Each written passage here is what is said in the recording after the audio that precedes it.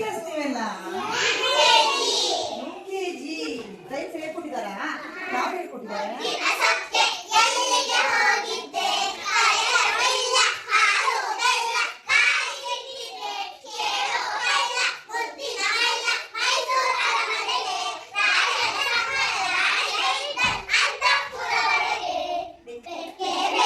ಬೇಗನೆ ಹೇಳೆ.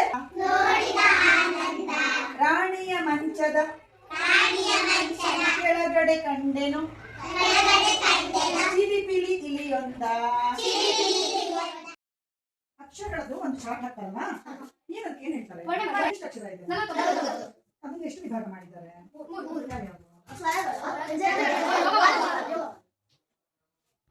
ಆಮೇಲೆ ಸ್ವರ ಅಂತ ಯಾಕೆ ಹೇಳ್ತಾರೆ ಗೊತ್ತಾ? ಸ್ವತಂತ್ರವಾಗಿ ಉಚ್ಚಾರಣೆ. ಸ್ವರ ಅನ್ನೋದ್ರೆ ಅರ್ಥ ಏನು ಅಂದ್ರೆ ಸ್ವತಂತ್ರವಾಗಿ ಶಬ್ದ ಮಾಡೋದು ಅಂತ.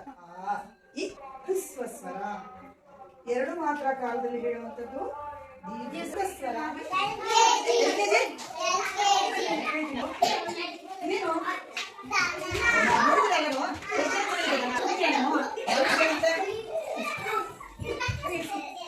ತ್ರಿಶೂಲ್. ತರಕಾರಿ ಎಲ್ಲ ತಿಂತೀರಾ? ಏನ್ ಮಾಡ್ಬೇಕು? ಎಲ್ಲ ಹಾಸ್ಪಿಟಲ್ ಸೈಡ್ ಇಟ್ಟು ಆಮೇಲೆ ತಿಂತೀನಿ ಅನ್ನೋದು, ಆಮೇಲೆ ಹೊಟ್ಟೆ ತುಂಬಿರುತ್ತೆ ಸೇರಲ್ಲ ಅನ್ನೋದು ಬಿಸಾಡೋದಲ್ಲ. ತರಕಾರಿ ಜೊತೆಗೆ ತಿನ್ಬೇಕು.